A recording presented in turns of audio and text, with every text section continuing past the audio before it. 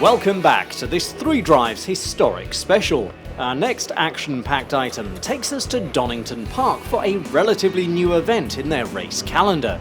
This is the Donington Historic Festival. It only started in 2011, but it's already a world-class event and a glittering display of how motorsport used to be.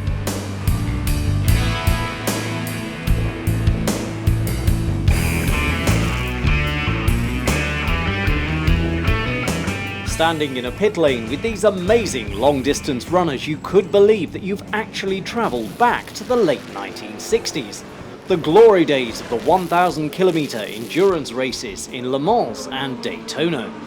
This is one of several historic races held at the festival, and the 1,000-kilometre category showcases a formula that originally ran from 1968 until the end of 1971, when cars over 3 litres were eventually banned.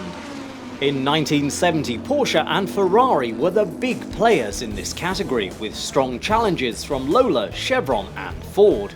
A busy pit lane would have looked just like this, with heat haze rising slowly from monsters such as this 5.7-litre Lola and this 1967 Porsche 910. Standing here, you're overwhelmed as the smell of rich petrol fills your senses and the deep vibration of the massive engines tingles the very pit of your stomach. You don't just watch a classic race event like this, you actually feel it.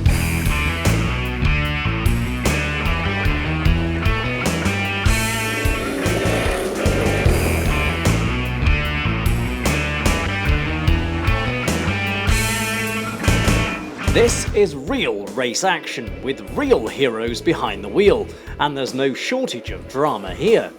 A year ago, Frank Seidner, seen here in number 22, crashed his Lola during the same race after suffering a heart attack. Thanks to the rapid response of Donington marshals and on-site medical teams, he made a full recovery, and he's back on the grid with a vengeance. That's cojones of steel, my friends. An oil spill this year led to a spectacular crash that destroyed 2 beautiful E-Type Jags, and you can see the force that Michael Quinn must have felt as his car hit the pit wall. No modern safety measures here. Nevertheless, he says he'll be back next year, which tells you everything you need to know about historic races. But one man making a guest appearance at this event knows all about pushing things to the limits in historic vehicles. Sir Stirling Moss is widely regarded as the greatest racing driver in the history of motorsport, and I was lucky enough to catch up with him for a quick chat. The thing that's really staggering is the value of those cars. I mean, when they were new and racing, they were relatively cheap. You know, I mean, I for instance, a Formula One car of my era got to £3,000 to £5,000. And of course now you're talking about cars of that era that I was racing worth in the millions. So it's a complete change. It's quite extraordinary, really. You know, a modern Formula One car is very functional. It's a fantastic thing what it'll do. But you can't. It's not a beauty, you know.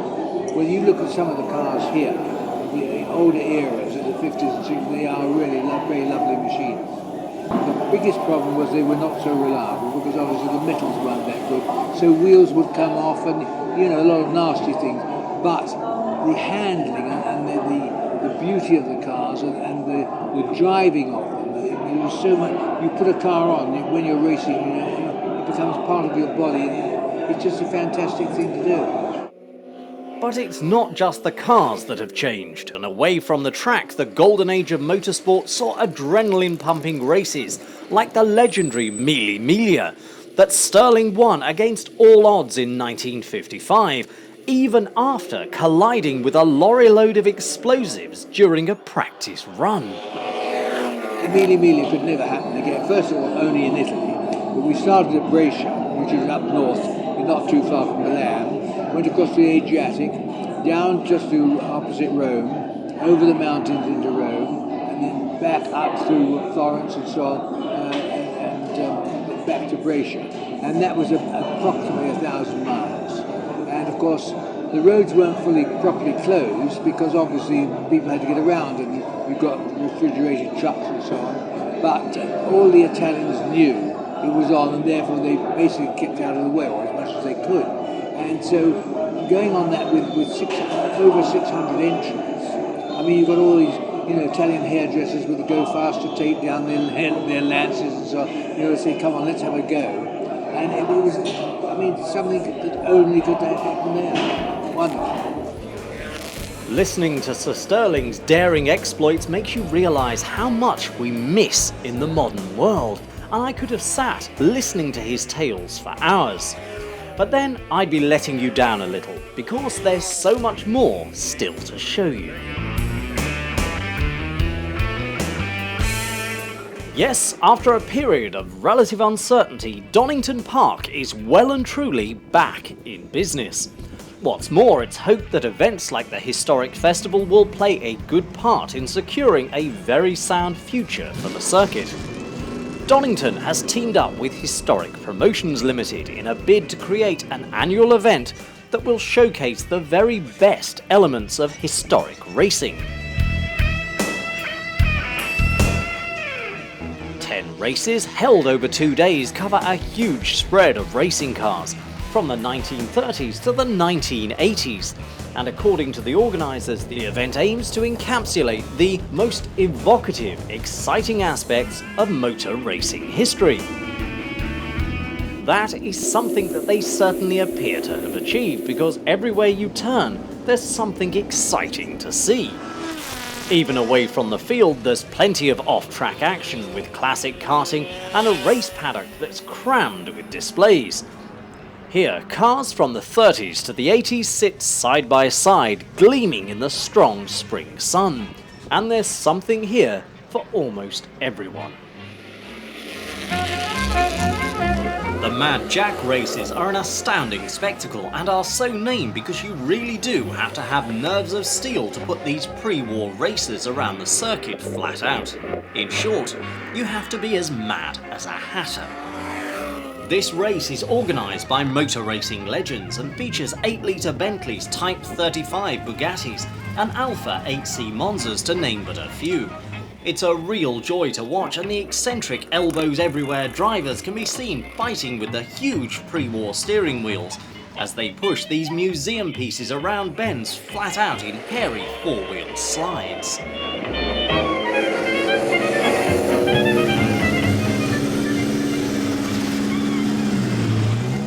Then there's the under 2-litre touring cars. These were the everyday track stars before 1966, and you can see why. Legends such as the Lotus Cortina and the Mini Cooper take centre stage once more, as drivers pit their wits against each other flat out and sideways. These aren't static exhibits, this is full-on, high-octane racing that sees these cars pushed to the very limits as they would have been years ago. This is the sort of touring car that Paddy Hopkirk would have been seen pitting back in the day. It's a scene from the very start of modern TC racing, played out with a passion by enthusiasts, many of whom hadn't even been born when spectacles like this were originally seen. By 1965, challenges like this had officially been organised into the European Touring Car Championships that we still see today. Back then, the field was dominated by Alphas, Volvos, BMWs and Minis, but no car was more prominent than the Lotus Cortina. With its obvious green racing stripe, Cortinas like this one, driven by Gabriel Kramer, blazed a trail in early touring car races. These Cortinas were race-tuned by Lotus and adapted for the circuit from Ford's popular 60s production car.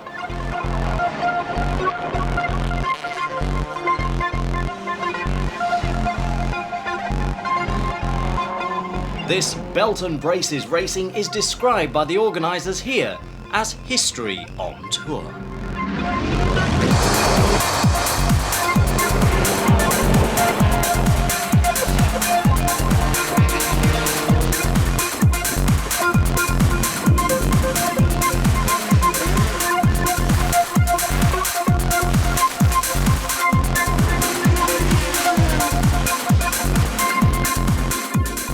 In all, there are over 300 world-class cars at this event, from some of the rarest segments of motor heritage.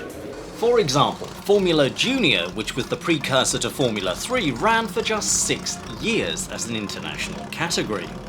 There is something for practically everyone here, and the JD Classic Challenge features the largest selection of 1972 to 1985 classic cars in one race. Cars like this BMW 3-litre CSL Batmobile versus Capris and classic Corvettes. A double header within the Donington Historic Festival was the first UK race for another famous category. This outing for the historic Formula 2 sees a packed field of almost 30 cars fighting it out for supremacy. The challenge is open to any car built to Formula 2 period regulations between 1967 and 1978, and 3D's been told that the race series, hosted at classic venues around Europe, has become a real success story.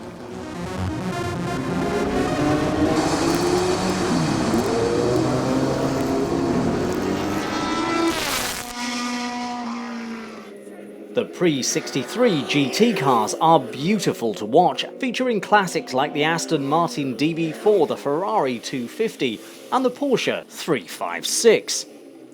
The Group C cars are also an amazing spectacle and hold a special place in the heart of anyone who grew up in the 80s. These cars dominated the racing scene for a decade between 1982 and the start of the 90s, by which time the scale of manufacturer spending had risen to the point where independent teams could no longer compete. This finally led to Group C's demise, but not before inspiring an entire generation. We'd love to show you more amazing motorsport history in 3D, but unfortunately that's all we have time for in this section. The festival does, however, run annually at the end of April and is definitely well worth a visit. You can find more details from the official website, which is on screen now. And so we come full circle, back to where we came in with the awe-inspiring 1,000-kilometre racing cars. So I'm going to leave you with one of the most striking scenes from the event, the sights and sounds of the great Le Mans era.